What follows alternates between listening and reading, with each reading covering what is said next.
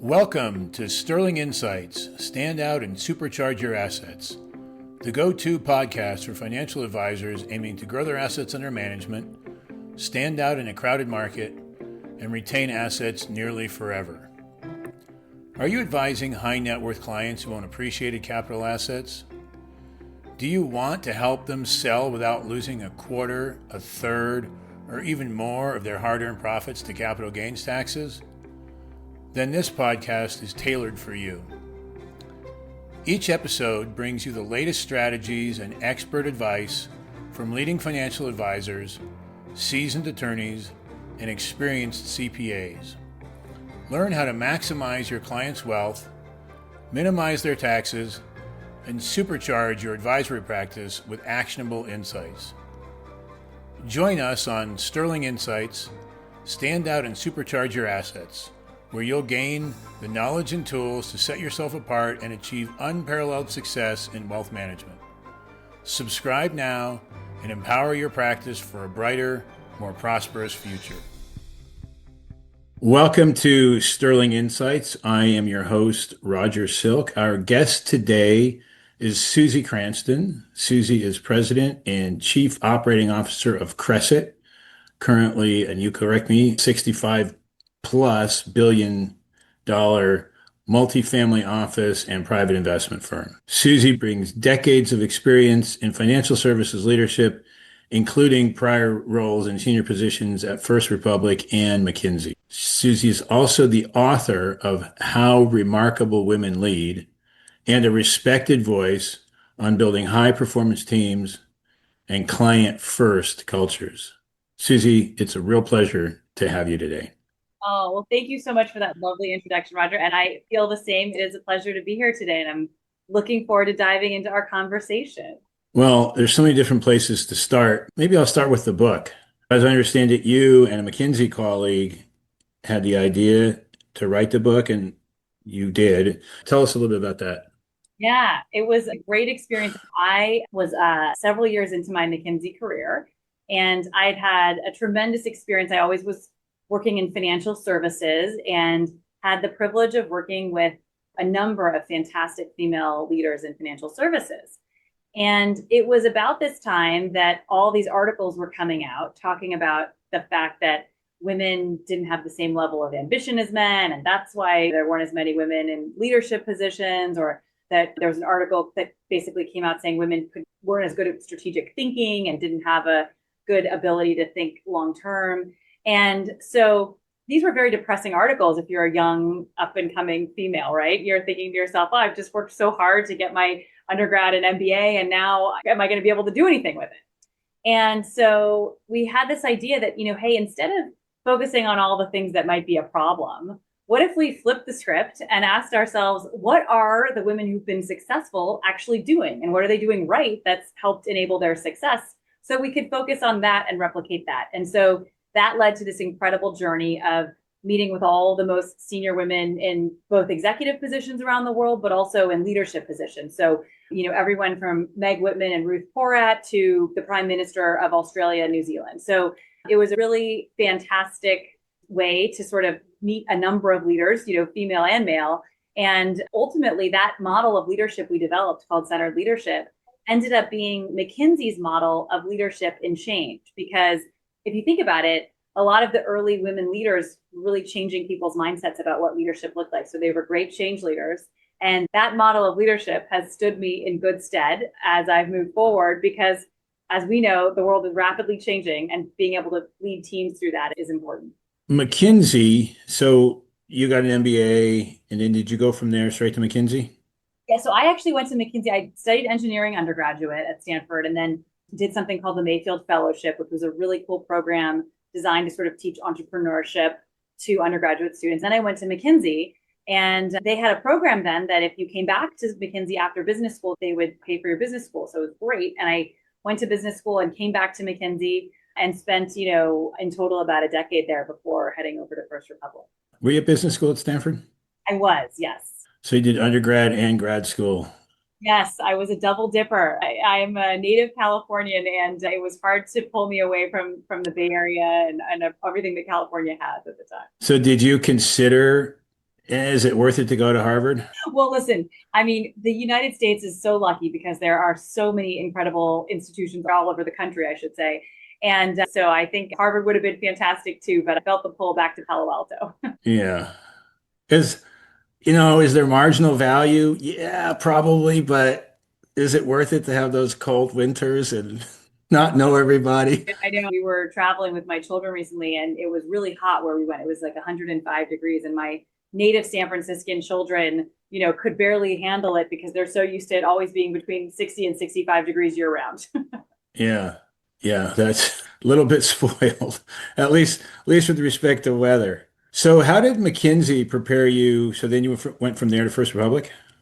Yep. I had a great run at McKinsey. I loved my time there and decided to leave McKinsey when I had my child. McKinsey is a fantastic organization, but it is very global. And so, there was a lot of traveling happening at that time in my career. And so I thought, okay, maybe I should look and see if there's a company that's based in the Bay Area that would be a good fit. One of the core tenets of McKinsey that always, I think, helped me do my best work was that McKinsey had a value of do the right thing for clients, but even if it's against your own economic interest, the value of McKinsey was do the right thing for clients no matter what. And so that I knew was something that I needed to find in whatever my next organization was. And also, while I was at McKinsey, one of the core questions I asked myself that I thought would be really interesting to learn in my time in consulting was, what is it that allows you to predict the success of a company? Is it revenue growth, how they handle sales? What are the markers of an organization that is going to be very successful? I was fortunate in my time at McKinsey to do a lot of work with culture and organizational health, is what we called it at McKinsey. We've had a lot of really interesting quantitative data that shows a strong company culture is one of the best leading indicators of corporate success. It's correlated with all these really positive outcomes like shareholder growth, shareholder value growth, revenue growth, et cetera. So I knew I wanted a really strong client-centric culture. And at the time, First Republic was headquartered in San Francisco and really offered that. So it was a great transition out of McKinsey into my second real job.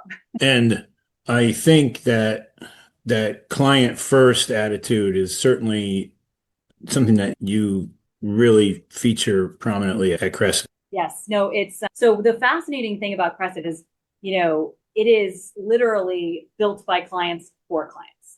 So our origin story, Abby Stein and Eric Becker, were two retired private equity professionals who had their own family offices, but could not quite find what they most wanted in the space. And so they came together and said, hey, why don't we form a company that can provide the services to our families that we've been looking for? And that was almost 8 years ago now. And between that time when the two of them came together and today, we've become almost a $70 billion multifamily office. And a lot of that growth has been because that message has really resonated with other entrepreneurs, successful professionals, families that are looking for family office solutions. And it continues to be a real driver, I think, in our success. That sort of client first mentality ensures that every business decision we make is made, hopefully, to be enhancing the client experience, provide more services that clients want, and to do exactly what our clients expect us to do. You were doing something, well, what were you doing at First Republic? And what I'm after is, how does the experience from your side and from the client side differ between a place like a bank like First Republic and an RIA like Crescent? Yeah. Well, it's really interesting. I think everybody's aware that the regulatory environment for banks is one where, there is increasing oversight. The trend is towards more regulatory involvement in the day-to-day operations of the organization. And so one of the big differences, having come from both First Republic and then ultimately JP Morgan and now into Crescent, is that by not being affiliated with the bank, it does open the door in terms of the services that we can provide to clients. So, for example, a lot of our clients want help with tax optimization, right? Tax alpha is something that automatically adds to your bottom line. You can control your taxable situation. You can't control the market, right? And so clients want help with taxes. And if you're part of a bank, you can't do that. Similar to the regulatory constraint on banks. But it does mean that there are a variety of services like tax related issues, or another big issue that we have that our clients talk to us about is related to private investments. So if you're part of a bank that has an offering through a brokerage arm, you can't really support on the private investment side the same way that you can when you're dealing with an RIA, because it's considered selling away if that private investment that the client wants help with is not on the platform. And so what that means is that for wealthy families that usually have big arrays of private investments that they're involved in and are interested in other private investments beyond what is on maybe the bank's platform, there are a lot of challenges in being able to support clients in that way. But that's an area that clients really do appreciate and want support in. So for a number of reasons, being in an independent RIA, being part of a family office at Crescent does open up a lot more avenues of service for clients that weren't really part of what could be offered when you're in a bank affiliated organization. Do you find that clients or prospects come to Crescent are considering maybe going with a bank? There are quite a few clients that come to us from bank affiliated organizations. And certainly when we think about our competitor set, there are a number of bank affiliated organizations that would be in our competitor set. I do think that there are a lot of great things about being part of banks that our clients like. But at the end of the day, when you look at the arc of what clients' needs look like, they need help optimizing their full financial package, their full financial situation. And they really appreciate having somebody that can be a co-pilot in their lives, right? So there are a lot of people who maybe they have one person in their family who understands all the elements of their wealth, but if something happens to them, God forbid, who's that next person in line, right? And so for all of those reasons, we are seeing clients really migrating. And interestingly, there was some McKinsey research that was generated last year that showed there's about 125 billion in assets that are moving out of the wirehouses, which are the bank affiliated offerings, and into the space that companies like Crescent are operating into. And I have a feeling it's because of some of those issues. Leads to this question. Crescent, no firm is all things to all people. So you've built Crescent probably with a certain kind of ideal client in mind. And so if somebody's listening and wondering, oh, I wonder if Crescent's a good fit for me, what is that ideal client situation that you guys are kind of built to be the best possible solution for? What does that client situation look like? Yeah, I think that one of the biggest differentiators for Crescent when it comes to what clients are looking for is our flexibility. So if you build your own family office, you have flexibility that you can structure it any way you want, but you don't have flexibility in that somebody always has to manage every piece of what's included in your family office. Ultimately, you have to pick the leader that's going to oversee that. You have to decide how much that organization gets allocated to. You have to figure out compensation, right? You may hire a leader who has to do that, but at the end of the day, that is not something that you can outsource. Somebody has to be the ultimate owner of that family office. Similarly, as you scale in your life cycle as a professional, as an executive, as a family that has significant means, there are different times where maybe you need different things, right? So when you're really young and traveling a lot, maybe you want to have somebody that can handle bill pay and property management and organize all the travel for you and make sure that life feels really seamless. As you get older, maybe you want more support on healthcare and finding resources to help support home care and what medical solutions are appropriate given things that arise as you age. I mean, there's phases of life where different things matter. And the beauty of an organization like Crescent's is that we are able to scale with the clients and to flex with what they need.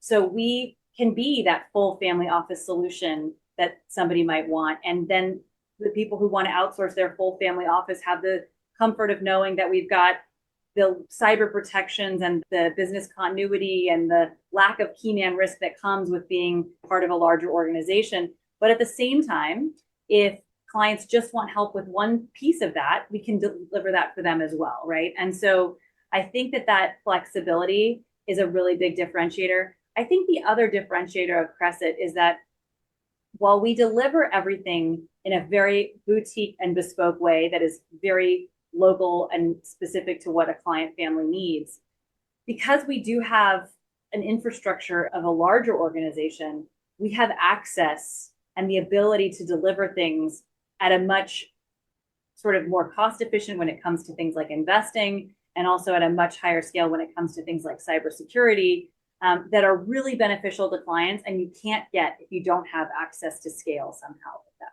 Uh-huh. Okay. At the same time, I think you've talked about somewhere what you call industrial scale RIAs. Is there a size that's too big? Yeah. So I think when I've referred to industrial size RIAs in the past, what I was really getting at was that as you grow as an organization, when you're maybe a $5 billion RIA or a $10 billion RIA, you can't necessarily afford to get all the technologies. There's sort of an evolution that happens that as you grow bigger as a company, the infrastructure that you need to deliver everything seamlessly evolves.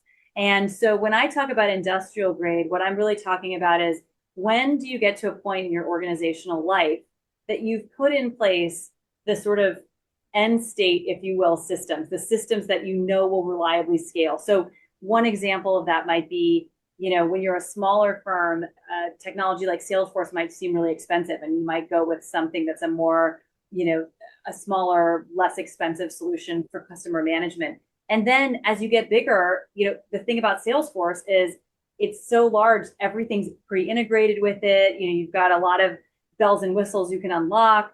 And so at some point, you often see a migration to whatever the current end stage solution is in a given field. And this is just one small example of that. And so I think in our industry, in wealth management, that when you hit about 50 billion in A, that's where you really want to start making sure you have the industrial solutions, because your operational scale and complexity is at such point that you need to have the redundancies and the sort of bells and whistles that come with those larger solutions. When is an RIA too big?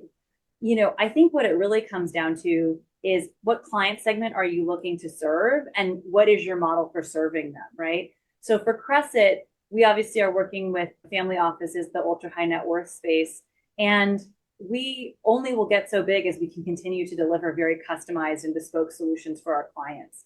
The thing that is really important when you're operating in the space that we are is that you have to meet the clients wherever they're at, and no two families are in the same place.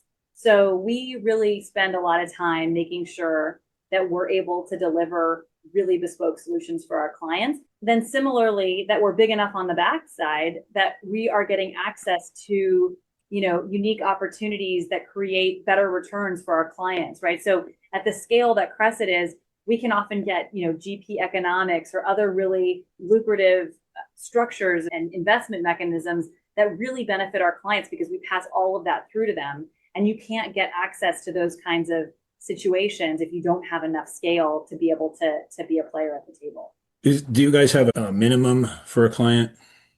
It's really an interesting question, minimums. So what I would say is, there are all kinds of clients at all different stages of their journey, right? And so typically we are looking at larger clients, but we have a lot of clients that maybe are pre-liquidity, right? They might have a significant amount of wealth, but it's tied up into a private entity right now. And we are absolutely delighted to serve and support those clients.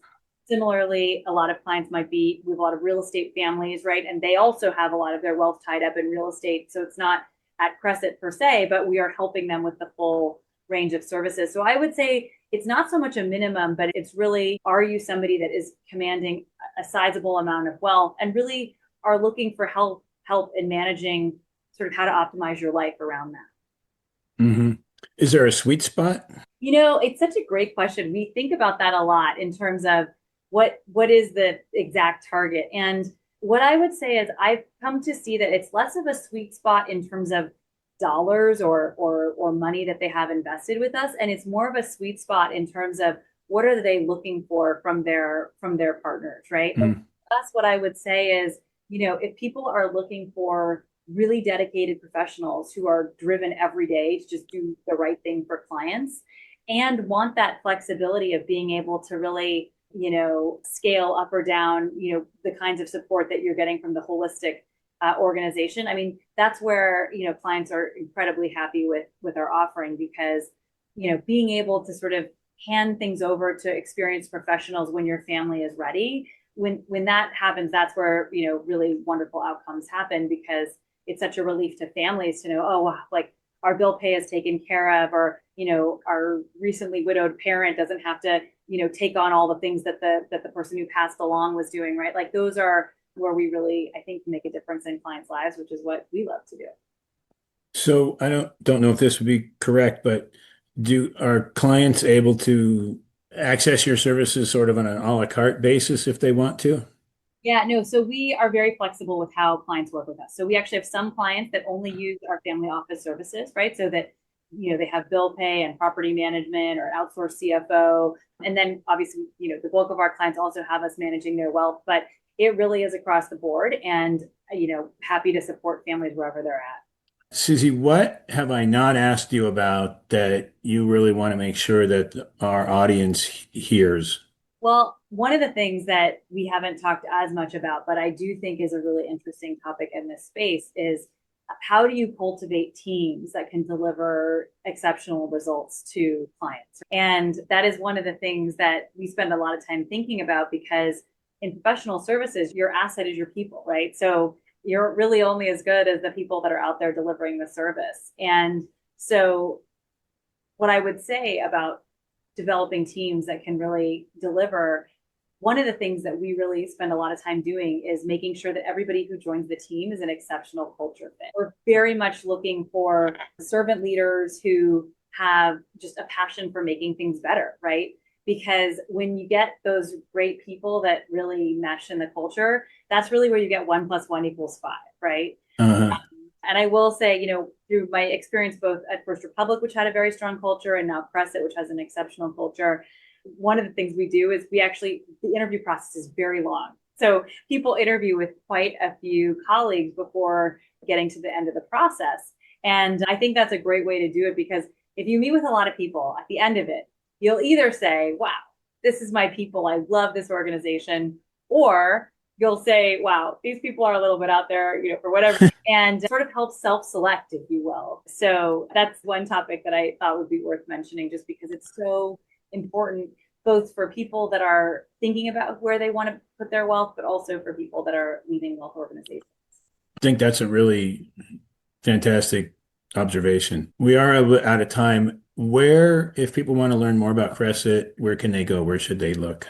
Yeah, well, so what I would say is that, one of the things we've done a lot of at Crescent is try to live into our value of giving back and making the world a better place by putting a lot of fantastic content out there. And so crescentcapital.com has a lot of our thinking on anything from obviously the latest investments, but also really around best practices for family governance, best practices for entrepreneurs who are getting ready to have, a sale of their business, right? So we have a lot of really great thought pieces out there. And also we have a great piece on what questions to ask an advisor that you're thinking of working with. So for anybody at any stage of their wealth management journey, there's quite a bit of content there that I hope you would find interesting. And so the website is crescentcapital.com.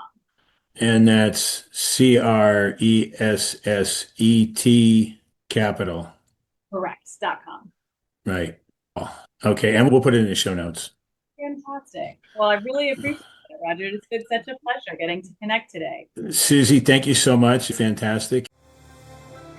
Thank you for listening to another episode of Sterling Insights. Stand out and supercharge your assets, where we provide the info you need from successful leading financial advisors, lawyers, and CPAs. Your hosts, Roger and Catherine Silk, invite you to learn more about Sterling Foundation Management by visiting sterlingfoundations.com.